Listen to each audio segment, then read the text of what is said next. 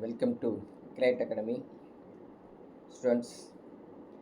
புதுசாக ஒரு அப்டேட் என்னன்னு பார்த்தீங்கன்னா டிஎன்பிஎஸ்சி தான். ஸோ டிஎன்பிஎஸ்சியில் குரூப் டூ ஏ சரிங்களா, டிஎன்பிஎஸ்சி குரூப் டூ ஏ, அதுக்கப்புறம் குரூப் 4, இந்த 3 ப்ரிலிமினரி எக்ஸாம் இருக்குது பார்த்தீங்களா. அதுக்கு புதுசாக ஒரு சிலபஸை விட்டுட்டாங்க. ஸோ அந்த சிலபஸை நீங்கள் தெரவாக பார்த்தா தான் அடுத்தது நம்ம வந்து எப்படி படிக்கணும், எப்படி செய்யணும் அப்படிங்கிறது நம்ம பார்க்க முடியும். பாருங்கள், ஃபஸ்ட்டு இங்கே பார்த்தீங்கன்னா part A, part B, part சின்னு 3 பார்ட்டாக பிரித்து வச்சுருக்காங்க. ஆல்ரெடி இருந்தது தான் கொஞ்சம் சிலபஸ்லாம் கொஞ்சம் சேஞ்சஸ் பண்ணியிருக்காங்க. அது என்னங்கிறது இப்போ ஃபஸ்ட்டு அவங்க கொடுத்துருக்கக்கூடிய இந்த பிடிஎஃப் இருக்குது பார்த்தீங்களா, அதை உங்களை ப்ரெசென்ட் பண்ணி அது கொஞ்சம் நான் எக்ஸ்பிளைன் பண்ணுறேன்.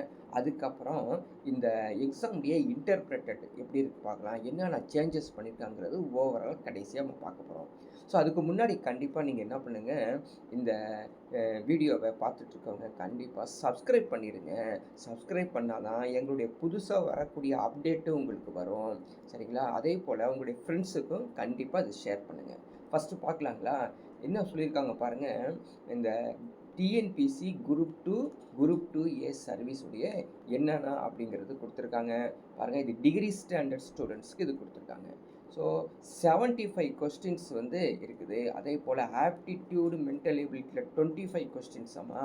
அதுக்கப்புறம் இந்த லாங்குவேஜ் இருக்குது இல்லையா, ஜென்ரல் தமிழ், ஜென்ரல் இங்கிலீஷ் சொல்கிறோம் இல்லையா, அது ஒரு 100 கொஸ்டின்ஸ் அப்படின்னு சொல்லி பிரிச்சிருக்காங்க. சரி, பார்க்கலாங்களா என்னென்ன அப்படின்னு. ஃபஸ்ட்டு பாருங்கள், ஜென்ரல் ஸ்டடீஸில் நம்ம பார்க்கலாங்க. ஸோ ஜென்ரல் ஸ்டடீஸில் 75 கொஸ்டின்ஸ் எப்படி பிரிச்சிருக்காங்க பாருங்கள்.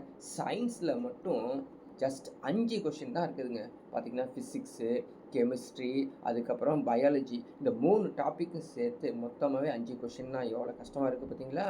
ஸோ ஆனால் அந்த 5 கொஷின் எப்படி கேட்குறாங்க, இதுக்கு முன்னாடிலாம் எப்படி கேட்டாங்கன்னா டைரெக்டாகவே கேட்டது ரொம்ப குறைவாக தான் இருக்குதுங்க. ஸோ ஜிகே த்ரூ, ஸோ நீங்கள் வந்து நியூஸ் பேப்பரை பார்த்துட்டே இருந்தீங்கன்னா அல்லது நியூஸ் சேனல்ஸ் பார்க்கும்போது இந்த சயின்ஸ் ரிலேட்டடாக என்ன டெக்னாலஜி அப்டேட் ஆகிருக்கோ அது போல் கேட்குறாங்க.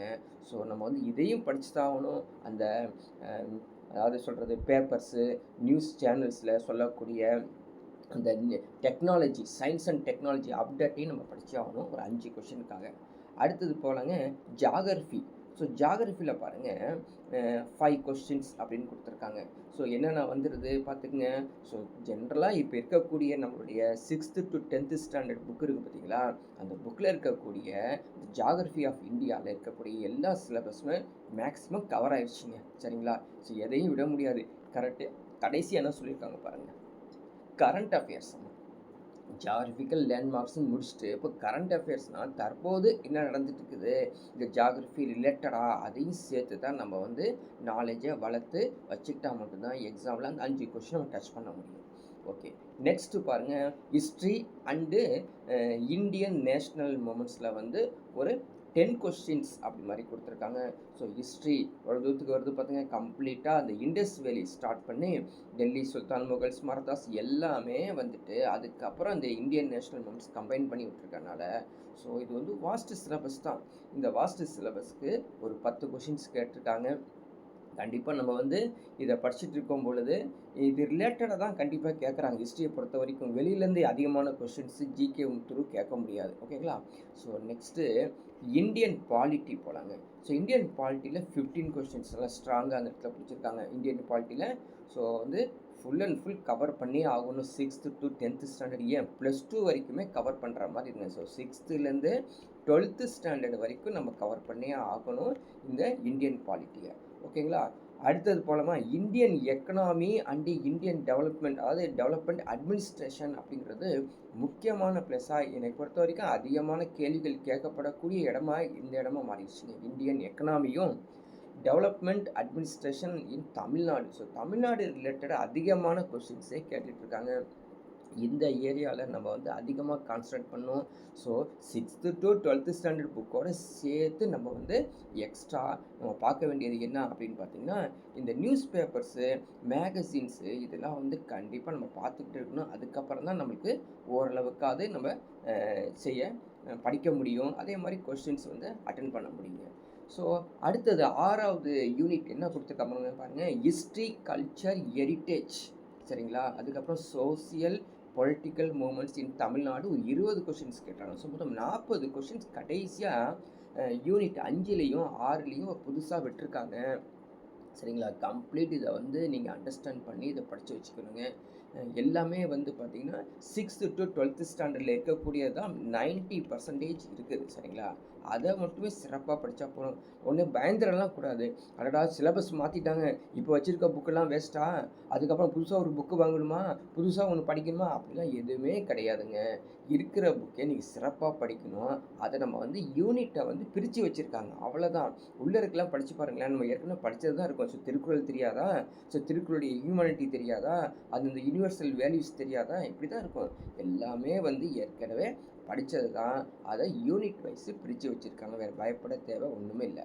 பார்ட் பிக்கு போகலாம். நம்மளுக்கு பரிச்சயமான ஒரு பிளேஸ் இல்லைங்களா, ஏற்கனவே படிச்சுட்ருக்கோம். அதுவே தான் திரும்பவும் என்ன பண்ணலாம், 15 கொஷின்ஸ் வந்து இந்த ஆப்டிடியூட்லேயும் 10 கொஷின் வந்து ரீசனிங்லேயும் கொடுத்துருக்காங்க. அதனால கவலைப்பட தேவையில்லை. ஏற்கனவே படித்தது தான். அப்படியே 25க்கு கண்டிப்பாக ஒரு கேள்வி நம்மளுக்கு வந்து விட்டால் கூட 24 மார்க் நம்மளுக்கு கையில் கிடைக்கும். அப்படிங்கிற மாதிரி இப்போ படிச்சுட்டு இருக்கிறதே நீங்கள் சிறப்பாக படித்தாலே போதும். இப்போது அதுக்கப்புறம் ஒரு முக்கியமான சேஞ்சஸ் எது இந்த குரூப் 2 எக்ஸாமினேஷன்ஸ்க்கு அப்படின்னு பார்த்தோம்னா, இந்த எஸ்எஸ்எல்சி ஸ்டாண்டர்ட் 100 கொஸ்டின்ஸ் அப்படின்னு சொல்லி ஜென்ரல் இங்கிலீஷ், ஜென்ரல் தமிழ் அப்படின்னு கொடுத்துட்டாங்க.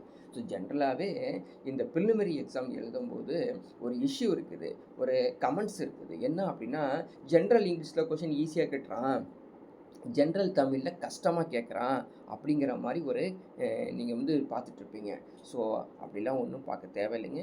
இது ஒன்றுமே கிடையாது, ஈஸியாக நம்ம படிக்க முடியும். ஆனால் இப்போ என்ன ஒரு பொது தமிழில் கேட்டுட்டாங்க அப்படின்னு கொஞ்சம் பார்த்தீங்கன்னா, ஏற்கனவே பார்த்தீங்கன்னா மனப்பாடம் பண்ணி படிக்கிற மாதிரி ஒரு ஃபீல் இருக்கும். இப்போ அந்த மனப்பாடம் பண்ணக்கூடிய ஃபீல்லாம் எதுவும் இல்லை. கொஞ்சம் புரிஞ்சு படிச்சுட்டாலே போதும். தமிழை பொறுத்த வரைக்கும் ஈஸியாக படிக்கலாம் அப்படின்னு கொடுத்துருக்காங்க.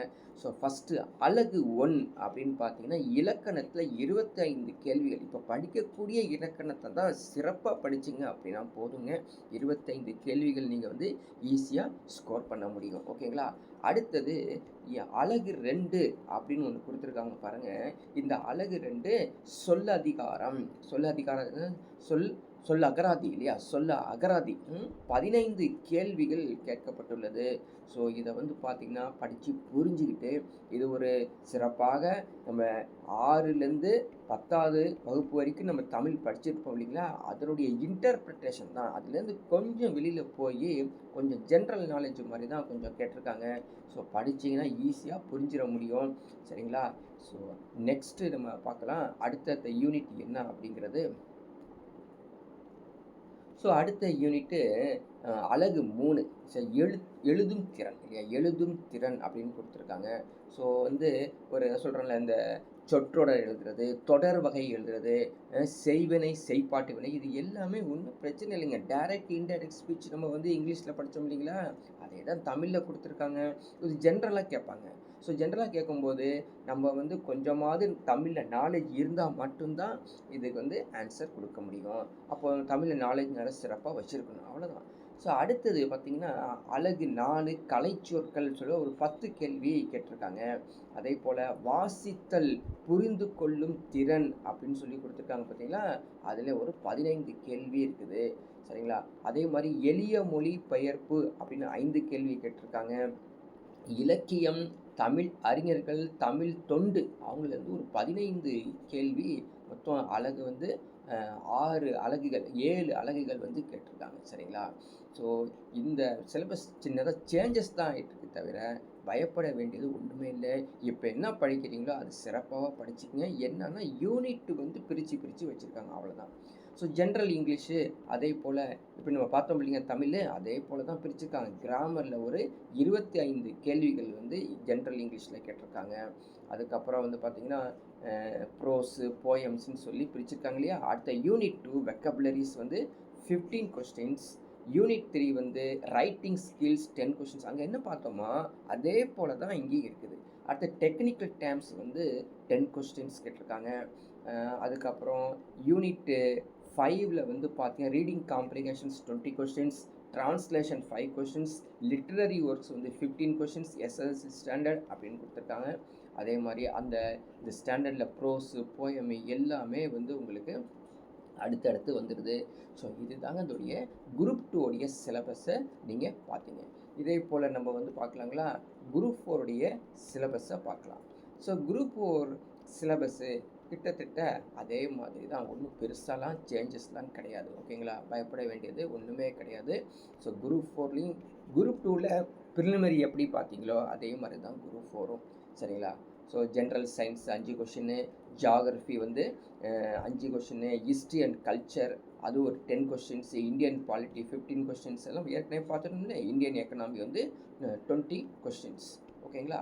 அடுத்தது ஆப்டிடியூடில் அதே போல் வந்து பார்த்திங்கன்னா உங்களுக்கு வந்து அதே போல் தான், எந்த ஒரு சேஞ்சஸும் இல்லாமல் குரூப் 4லையும் அதே மாதிரி கொடுத்துருக்காங்க. பட் ஸ்டாண்டர்ட் மட்டும் எஸ்எஸ்எல்சி ஸ்டாண்டர்ட் அப்படின்னு மாதிரி கொடுக்குறாங்க. அப்போ எஸ்எல்சினா 10th வரைக்கும் படிக்கணுமா, +2லாம் படிக்கக்கூடாது? கண்டிப்பாக +2 வரைக்கும் படிக்கணுங்க. எது படிக்கணுங்க? ஜிகே டாப் வருது பார்த்தீங்களா, அந்த 75 கொஷின்னு, அது வந்து கண்டிப்பாக +2 வரைக்கும் படிக்கணும். ஸோ தமிழ் பொறுத்த வரைக்கும் நம்ம குரூப் 2 ப்ரிலிமினரி என்ன பார்த்தோமோ அதே தான் உங்களுக்கு இதுலேயும் கொடுத்துருக்காங்க. ஓகேங்களா.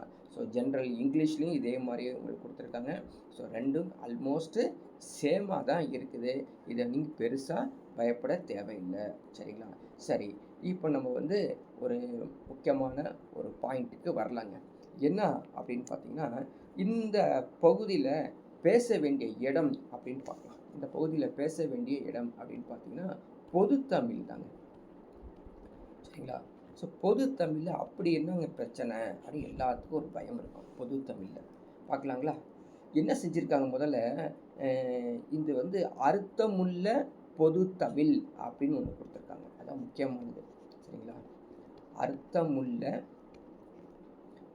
பொதுத்தமிழ் அப்படின்னு கொடுத்துருக்காங்க. அது என்னன்னு பார்க்கலாம். அர்த்தமுள்ள பொதுத்தமிழ் அதுதான் வந்து டிஎன்பிசிலேருந்து கொடுக்கப்பட்டுள்ள முக்கியமான ஒரு பாடத்திட்டமாகவே கொடுத்துருக்காங்க.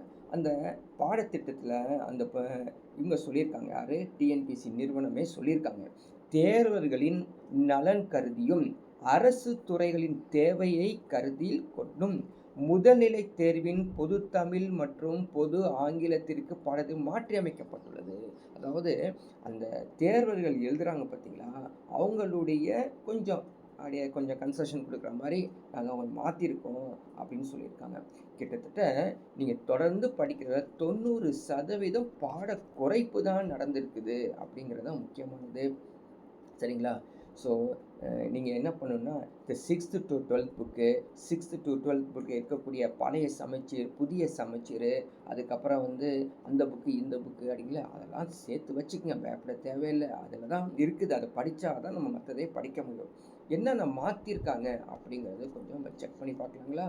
சரி பாருங்கள், பொது தமிழில் வந்து மொழி திறன் கேள்வியை மொழி திறன் கேள்வியை எத்தனை அப்படின்னு பார்த்தோம்னா கிட்டத்தட்ட 85 கேள்விகள் மொழித்திறன்லே வந்துடுது. அதான் முக்கியமானதுங்க. 85% இல்லை, 85 கேள்விகள். அடுத்தது ஒன்று அப்படின்னு பார்த்தோம்னா மொழித்திறன் சார்ந்தது மட்டும் இல்லாமல் இலக்கியம் இல்லைங்களா, இலக்கியம் சம்பந்தப்பட்டது. ஸோ இலக்கியம் மற்றும் தமிழ் அறிஞர்கள், தமிழ் தொண்டுகள் அப்படின்னு எடுத்தோம்னா ஒரு 15 கேள்விகள் வந்துடுது. ஸோ இது முக்கியமான சிறப்பு வாய்ந்தது. மொழித்திறன்லேயே 85 கேள்வி. யாராவது மனப்பாடம் பண்ணிட்டு போய் பொதுத்தமிழில் போய் எக்ஸாமில் அட்டன் பண்ணாங்கன்னா கண்டிப்பாக ஆன்சர் கொடுக்க முடியாது. நீங்கள் எக்ஸாம்பிள் பார்த்துருப்பீங்க, நான் உங்களுக்கு கிளாஸில் சொல்லியிருந்துருக்கலாம். என்ன அப்படின்னு பார்த்தீங்கன்னா, ஸோ ஜிகே 100 கொஷின் அப்படின்னு சொல்கிறோம். இன்னொரு 100 கொஷின் ஜென்ரல் தமிழ் அப்படின்னா, ஜென்ரல் தமிழில் 95க்கு மேலே நீங்கள் சரியான விடை இருந்தால் தான் ஜிகேயே கை கொடுக்கும் அப்படின்னு சொல்லுவோம். இப்போது நீங்கள் இதெல்லாம் மனப்பாடம் பண்ணி வச்சுருந்துருப்பீங்க. இப்போ மொழித்திறனில் மனப்பாடம் பண்ணுறதுக்கு இடமே இல்லை. அடுத்தது ஒன்று பார்க்கலாங்க. என்ன சொல்கிறாங்க, அடுத்ததான் தமிழ் தகுதி தேர்வில் கிட்டத்தட்ட 37 பாடத்திட்டங்கள் இருக்குதாம்மா. 37 பாடத்திட்டங்கள் இருக்குது. அதில் 85% பொதுத்தமிழ் பாடத்திட்டமாகவே இருக்குது அப்படின்னு சொல்லாமல் கிட்டத்தட்ட ஆல்மோஸ்ட் எல்லாமே வந்துடுது இல்லையா. அதனால் தமிழை பொறுத்த வரைக்கும் பெருசாக நீங்கள் இப்போ படிக்கிறதே சிறப்பாக படித்தாலே போதுங்க. ஆனால் அந்த சிலபஸை எடுத்து வச்சுக்கிட்டு நம்ம கொஞ்சம் இன்டர்பிரட் பண்ணி பார்த்துட்டோம்னா ஈஸியாக புரிஞ்சிருங்க. அதே மாதிரி பார்த்தீங்கன்னா மொழி ஆளுமை அதே மாதிரி மாணவர்களின் சுமையை குறைக்கணும் அப்படிங்கிறதுக்காக தான் இந்த டிஎன்பிசி நிறுவனம் இது போல் சின்ன சேஞ்சஸ் தான் பண்ணியிருக்காங்க. பயப்பட எதுவுமே தேவையில்லை. சரிங்களா? உங்களுடைய ஏதாவது சந்தேகம் இருந்தால் இந்த வீடியோ பார்த்தோன்னா நீங்கள் கமெண்ட் சென்ட் பண்ணுங்கள். உங்கள் ஃப்ரெண்ட்ஸுக்கு இதை ஷேர் பண்ணுங்கள். கண்டிப்பாக சப்ஸ்கிரைப் பண்ணாமல் மறந்துடாதீங்க. கண்டிப்பாக சப்ஸ்கிரைப் பண்ணுங்கள். எந்த ஒரு கஷ்டமும் இது கிடையாது. எப்பயும் போல் படிக்கிறதில்ல இன்னும் கொஞ்சம் நாலேஜபிளாக படித்தாங்கன்னா அவங்களுக்கு இந்த தகுதி தேர்வு, அதாவது இந்த ப்ரிலிமினரி எக்ஸாமினேஷன் சொல்லக்கூடிய குரூப் 2 குரூப் டிஏ அதே மாதிரி 4 ஈஸியாக தேர்வாகலாங்க. தொடர்ந்து படிங்க. அடுத்த ஒரு அப்டேட்டில் நம்ம உங்களை மீட் பண்ணலாம். அது வரைக்கும் இந்த வீடியோவை தொடர்ந்து முழுவதுமாக பாருங்கள். அப்போ தான் புரியும். அடுத்த ஒரு நம்மளுடைய அப்டேட்டில் என்ன கொடுக்க போகிறோன்னா பழைய சிலபஸ்க்கும் புதிய சிலபஸ்க்கும் உள்ள வித்தியாசம் என்ன அப்படிங்கிற ஒரு ஸ்லைடு மூலமாக உங்களுக்கு அடுத்த ஒரு அப்டேட்டில் உங்களுக்கு எக்ஸ்பிளைன் பண்ணுறேன். அது வரைக்கும் குட் பை.